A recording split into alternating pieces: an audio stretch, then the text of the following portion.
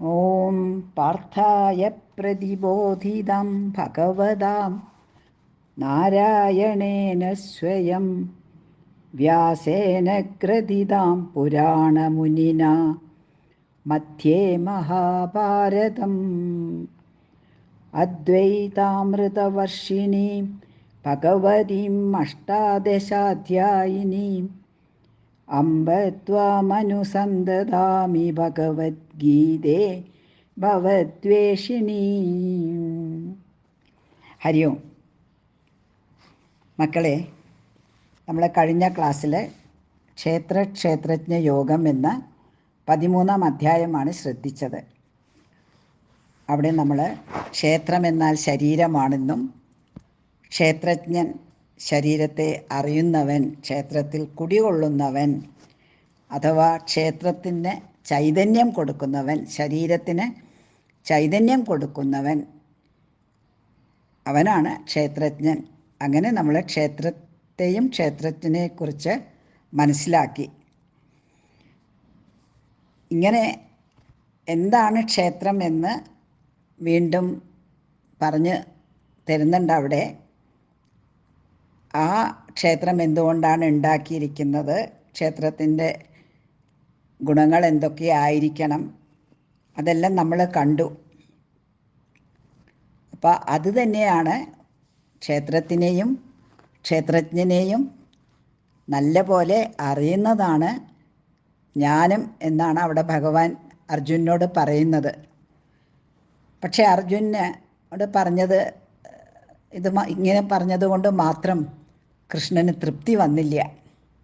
ഒന്നുകൂടെ വിശദീകരിക്കണമെന്ന് കൃഷ്ണന് ആഗ്രഹമുണ്ടായി. അപ്പോൾ ഈ അധ്യായത്തിൽ അതിനെക്കുറിച്ച് എങ്ങനെയാണ് ആ അറിവുണ്ടാകുക, ഒന്നുകൂടെ എങ്ങനെയാണ് നന്നായിട്ട് അറിയുന്നത് ഈ ക്ഷേത്രജ്ഞനെയും ക്ഷേത്രത്തിനെക്കുറിച്ചും എന്നതാണ് ഈ അധ്യായത്തിൽ നമുക്ക് കാണാൻ സാധിക്കുന്നത്.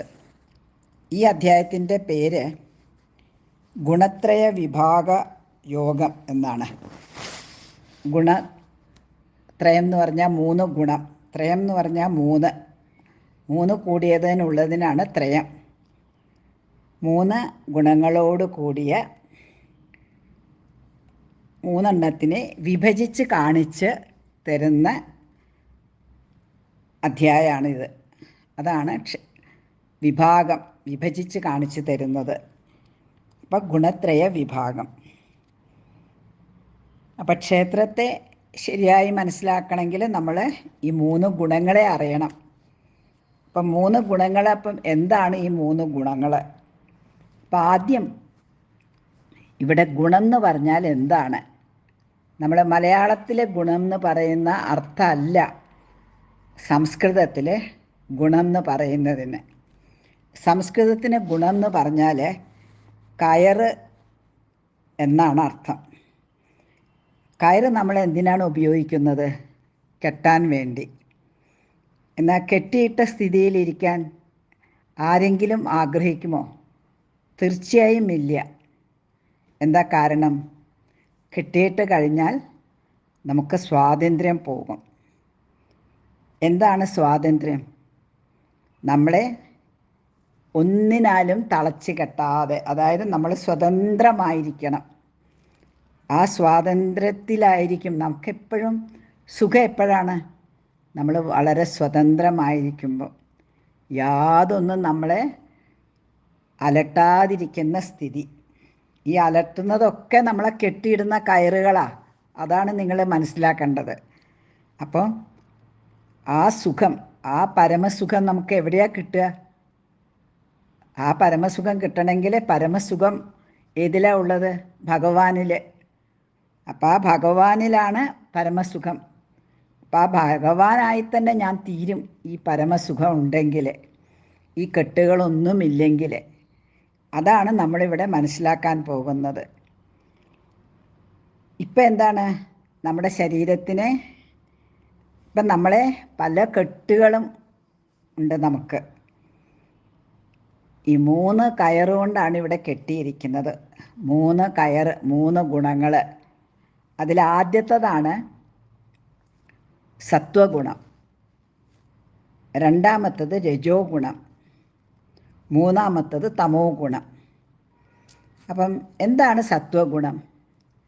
സത്വഗുണം എന്ന് പറഞ്ഞാൽ അവിടെ അറിയാനുള്ള കഴിവ് ഉള്ളതാണ് സത്വഗുണം. അതായത് മനസ്സിനെ ഏകാഗ്രമാക്കാൻ പറ്റും.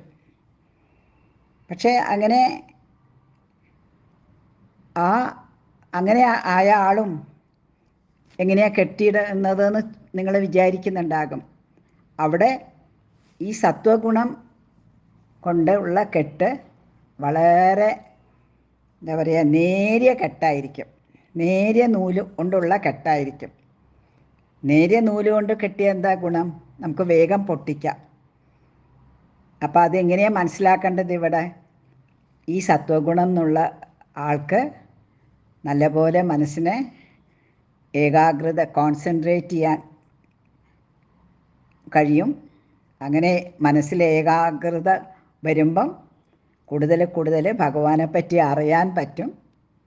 അങ്ങനെ ഈ കെട്ടെല്ലാം മാറി ഭഗവാനിലേക്ക് ചേരാൻ പറ്റും. അതാണ് സത്വഗുണം. ഇനി ഇതിൻ്റെ നിറം എന്താണെന്നാണ് പറയണത്? വെളുത്ത നിറം. എന്തുകൊണ്ടാണ് വെളുപ്പ് നിറം പറയാൻ കാരണം? നല്ല വെളിച്ചം ഉണ്ടെങ്കിലേ നമുക്ക് എല്ലാം കാണാൻ പറ്റുള്ളൂ, അപ്പം എല്ലാം അറിയാൻ പറ്റുള്ളൂ. അപ്പം എല്ലാം അറിയാൻ കഴിയുന്ന ഒരു മനസ്സുള്ളതുകൊണ്ട് ഉള്ള ആ ഗുണത്തിനാണ് സത്വഗുണം എന്ന് പറയണത്. അങ്ങനെയുള്ള മനസ്സിനെയാണ് സത്വഗുണം, എല്ലാം അറിയാൻ കഴിവുള്ള മനസ്സിനെ. അതുകൊണ്ടാണ് വെളുത്ത ഗുണം, വെളുത്ത നിറാണ് സത്വഗുണത്തിനെ പ്രതിനിധാനം ചെയ്യുന്നത്. ഇനി നമുക്ക് രജോ ഗുണം എടുക്കാം. രജോ ഗുണത്തിൻ്റെ നിറം എന്താണെന്നറിയോ? ചുവപ്പ് നിറമാണ്. ചുവപ്പ് നിറം രജോ ഗുണത്തിൻ്റെ ആളുടെ മനോഭാവം എങ്ങനെയായിരിക്കും എന്ന് വെച്ചാൽ,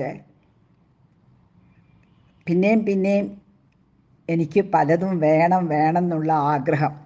എനിക്കത് നേടണം, എനിക്കിത് നേടണം, എനിക്ക് അങ്ങനെയാകണം, എനിക്ക് ഇങ്ങനെയാകണം. അതിനു വേണ്ടി പണിയെടുത്തുകൊണ്ടേയിരിക്കുക, പ്രവൃത്തി എടുത്തുകൊണ്ടേയിരിക്കുക, കർമ്മം ചെയ്തുകൊണ്ടേയിരിക്കുക. അപ്പം മനസ്സിനെ അങ്ങനെ ഏകാഗ്രതയിലേക്ക് കൊണ്ടുവന്ന് അറിവ് നേടണം എന്നുള്ള ആഗ്രഹമൊന്നുമില്ല. എന്താ ഉള്ളത്?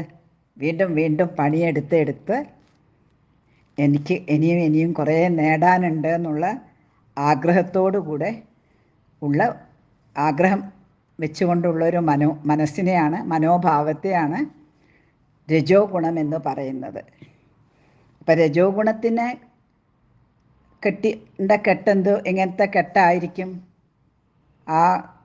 അതും കുറച്ച് കട്ടി ഉണ്ടാകും. മറ്റേ സത്വഗുണത്തിനെ പോലെയുള്ള കെട്ടായിരിക്കില്ല, കുറച്ചുകൂടെ കട്ടിയിലുള്ളൊരു കെട്ടായിരിക്കും. എന്നാലും ആ കെട്ടിന്ന് പുറത്തു പോകാൻ വളരെ ബുദ്ധിമുട്ടില്ല. രജോ ഗുണം ഉള്ള ആൾ കൂടുതൽ ജപം, പൂജ അങ്ങനത്തെ അതൊക്കെ ചെയ്ത് മനസ്സിനെ മനസ്സിൽ ഏകാഗ്രത വരുത്തി കോൺസെൻട്രേറ്റ് ചെയ്യിച്ച് സത്വഗുണത്തിലേക്ക് പ്രവേശിക്കാം. ഇനി മൂന്നാമത്തെ ഗുണം എന്താണ്? തമോ ഗുണം. തമസ് എന്ന് പറഞ്ഞാൽ ഇരുട്ടാണ്. ഇരുട്ടെന്ന് പറഞ്ഞു കഴിഞ്ഞാൽ അന്ധകാരം. അപ്പം ഇരുട്ടിൽ നമുക്കൊന്നും കാണില്ല. അപ്പം ഇരുട്ടിൻ്റെ ഗുണം എന്താണ്? അറിവില്ലായ്മ, അജ്ഞാനം, ഒന്നും അറിയാത്ത സ്ഥിതി. അപ്പോൾ ഒന്നും അറിയാത്ത ആൾക്ക് ഒന്നും മനസ്സിലാവില്ല, മനസ്സിലാക്കണം എന്നുള്ള ആഗ്രഹവും ഇല്ല. പിന്നെ എന്താ വേണ്ടത്? എപ്പോഴും ഒരു മടിയാണ് എന്ത് ചെയ്യാനും. എന്നാൽ പ്രവർത്തിക്കുകയോ അതും ചെയ്യില്ല. ശരി, മനസ്സുകൊണ്ട് ശ്രദ്ധിക്കുന്നില്ല, കോൺസെൻട്രേറ്റ് ചെയ്യുന്നില്ല. എന്നാൽ എന്തെങ്കിലും കായികമായിട്ടോ, അതായത് ദേഹം കൊണ്ട് അധ്വാനിക്കുകയോ അതും ചെയ്യില്ല, മനസ്സുകൊണ്ടും അധ്വാനിക്കില്ല. പിന്നെ എപ്പോഴും ഇങ്ങനെ ഉറക്കം തൂങ്ങി ഇരിക്കും, എന്തെങ്കിലും മനോരാജ്യവും കണ്ടിരിക്കും. ഇരുന്നിടത്തുനിന്ന് എഴുന്നേക്കാൻ മടിയാണ്, ചുരുക്കത്തിൽ പറഞ്ഞാൽ. അതാണ് തമോ ഗുണം ഉള്ള മനസ്സിൻ്റെ ഒരു ഭാവം. അപ്പം അങ്ങനെയുള്ള ആൾക്ക് എന്താ ചെയ്യേണ്ടത്? അറ്റ്ലീസ്റ്റ് അങ്ങനത്തെ ഉള്ള മനസ്സിനെ കൊണ്ട് എന്തെങ്കിലും പ്രവൃത്തി ചെയ്യിപ്പിക്കുക. ആദ്യം അയാൾ ഒരു രജോ ഗുണിയാവട്ടെ, രജസ്സുള്ള ആളാവട്ടെ, രജോ ഗുണമുള്ള ആളാകട്ടെ, പ്രവൃത്തി ചെയ്യിക്കുക. കുറേ കഴിഞ്ഞ് പ്രവൃത്തി ചെയ്തുകൊണ്ടിരിക്കുമ്പം പിന്നെ ആ മനസ്സിൽ കുറച്ച് കുറച്ച് ഏകാഗ്രത ശീലിപ്പിക്കുക. അങ്ങനെ സത്വഗുണത്തിൽ എത്തണം. അതുകൊണ്ട് ഈ തമസിൻ്റെ കയറ്, തമോ ഗുണത്തിൻ്റെ കയറ്, കെട്ടിയിരിക്കുന്ന കയറ് വളരെ ശക്തിയുള്ളതാണ്. അത് നല്ലോണം പ്രയത്നിച്ചാൽ മാത്രമേ അതിന്ന് നമുക്ക് രക്ഷ നേടാൻ കഴിയുള്ളൂ. ഇനി ഈ 3 ഗുണങ്ങളും നമ്മളുടെ ഈ മനസ്സിലും ശരീരത്തിലൊക്കെ കാണാം. എന്തുകൊണ്ടാണ് ഇങ്ങനെ ഈ 3 ഗുണങ്ങൾ ഉണ്ടാകുന്നത് എന്ന് ചോദിച്ചാൽ, നിങ്ങൾക്ക് ഓർമ്മയുണ്ടോയെന്ന് അറിയില്ല, പണ്ട് നമ്മൾ മായയെക്കുറിച്ച് പറഞ്ഞിരുന്നു. അപ്പം മായ 7-ാമത്തെ അധ്യായത്തിൽ ഭഗവാൻ പറഞ്ഞിട്ടുണ്ടായിരുന്നു, ഈശ്വരൻ്റെ പരമാത്മാവിൻ്റെ ശക്തി തന്നെയാണ് മായ. ആ മായാശക്തി 3 ഗുണത്തോട് കൂടിയതാണ്. അപ്പോൾ ആ മായയാണ് നമ്മളുടെ ഈ മനസ്സ്, ബുദ്ധി, ദേഹം, പ്രാണൻ, ഇതെല്ലാം മായയിൽ നിന്നുണ്ടായതാണ്. അതുകൊണ്ട് ഇതെല്ലാം ഇതിനൊക്കെ ഈ 3 ഗുണങ്ങൾ ഉണ്ട്. ഇത് മാത്രം നിങ്ങൾ ഇപ്പം മനസ്സിലാക്കിയാൽ മതി. അപ്പം സത്വഗുണം, അപ്പം തമോ ഗുണമുള്ള ആൾ, തമസ്സുള്ള ആൾ മെല്ലെ മെല്ലെ രജോ ഗുണത്തിലെത്താൻ ശ്രമിക്കുക. രജോ ഗുണത്തിൽ നിന്ന് തമോ ഗുണത്തിൽ സത്വഗുണത്തിലേക്ക് എത്തുക. സത്വഗുണത്തിൽ നിന്ന് പിന്നെ നമ്മൾ എവിടെയാണ് എത്തേണ്ടത്? നമ്മൾ സാക്ഷാൽ ഈശ്വരൻ. അപ്പോൾ ആരാണ് ആ ഈശ്വരൻ? ക്ഷേത്രജ്ഞൻ. അവിടെയാണ് ക്ഷേത്രജ്ഞനെ പറയുന്ന പേരാണ് ഗുണാതീതൻ. അതായത് ഒരു ഗുണങ്ങളുമില്ലാത്തവൻ, ഗുണങ്ങളിൽ നിന്നൊക്കെ ഉയർന്നു നിൽക്കുന്നവൻ. അവിടെയാണ് പറയുന്നത് ഗുണാതീതൻ.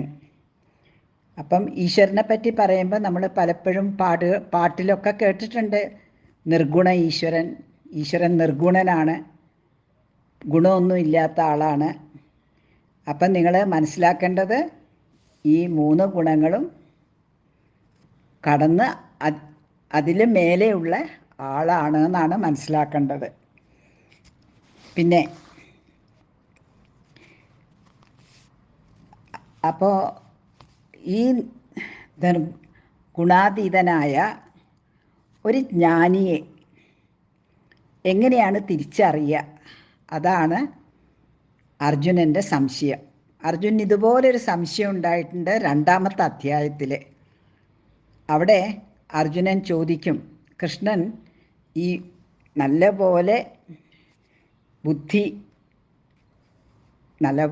ബുദ്ധിയിൽ അറിവുള്ള ഒരു സ്ഥിതപ്രജ്ഞൻ, ബുദ്ധിയിൽ ഉറച്ചിരിക്കുന്ന, നല്ല അറിവിൽ ഉറച്ചിരിക്കുന്ന ഒരാളുടെ സ്ഥിതി എന്താണ്? അതാണ് സ്ഥിതപ്രജ്ഞൻ എന്ന് പറയണത്. അപ്പം ആ സ്ഥിതപ്രജ്ഞൻ ആരാണ്? അതേ സ്ഥിതപ്രജ്ഞൻ്റെ വേറൊരു വിധത്തിലുള്ള വിവരണമാണ് ഇവിടെ ഗുണാതീതൻ എന്ന് പറഞ്ഞിട്ട്. അപ്പം ഈ 3 ഗുണങ്ങളും അതിക്രമിച്ചവൻ. അപ്പം ആ ഗുണാതീതൻ എങ്ങനെയായിരിക്കും എന്നാണ് ചോദിക്കുന്നത് അർജുനൻ. അപ്പം കൃഷ്ണൻ പറഞ്ഞു കൊടുക്കുകയാണ്, അങ്ങനെ ഒരാൾ ഗുണാതീതനായി കഴിഞ്ഞാൽ നമ്മൾ ഓരോരുത്തരും ആ ഒരു നിലയിലെത്തിക്കഴിഞ്ഞാൽ വേറെ ആരോടും ദേഷ്യമോ വേറെ ആരോടും അധികം സ്നേഹമോ അറ്റാച്ച്മെൻറ്റോ ഒന്നും ഉണ്ടാകില്ല. എനിക്കിതാണ് ഇഷ്ടം, അതിഷ്ടമല്ല, അങ്ങനെയുള്ള ഇഷ്ടാനിഷ്ടങ്ങളൊന്നും ഇല്ല. നമുക്കിപ്പോൾ ഏറ്റവും പ്രോബ്ലം എന്താ? നമ്മുടെ likes and dislikes. I don't like that, I don't like this, I like this. ഇതല്ലേ ഏറ്റവും വലിയ പ്രോബ്ലം നമുക്ക്.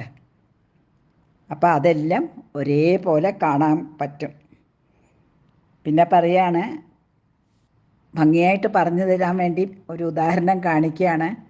കല്ലും സ്വർണവും കൂടെ വെച്ചാൽ അങ്ങനത്തെ ഉള്ള ആ ഗുണാതീതൻ ഒരിക്കലും സ്വർണ്ണം എടുത്ത് സൂക്ഷിച്ചു വയ്ക്കുകയോ കല്ലിനെ പുറന്തള്ളുകയോ ഒന്നും ചെയ്യില്ല. അത് രണ്ടും ഒരുപോലെയാണെന്ന് മനസ്സിലാക്കി അനങ്ങാതിരിക്കും, അത്രയേ ഉള്ളൂ.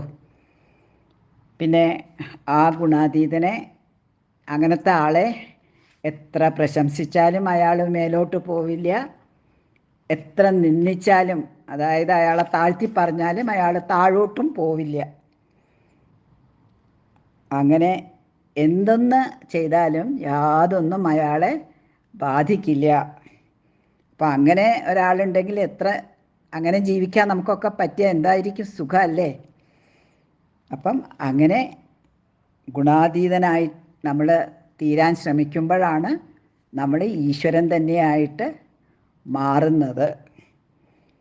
അപ്പം നമ്മൾ ഈശ്വരനിൽ തന്നെ, അങ്ങനെയുള്ള ഗുണാതീതൻ ഈശ്വരനിൽ തന്നെ നിലകൊള്ളുന്നു എന്ന് പറഞ്ഞുകൊണ്ടാണ് ഈ അധ്യായം അവസാനിക്കുന്നത്. നമുക്ക് അടുത്ത അധ്യായം അടുത്ത ക്ലാസ്സിൽ ശ്രദ്ധിക്കാം. ഹരി ഓം.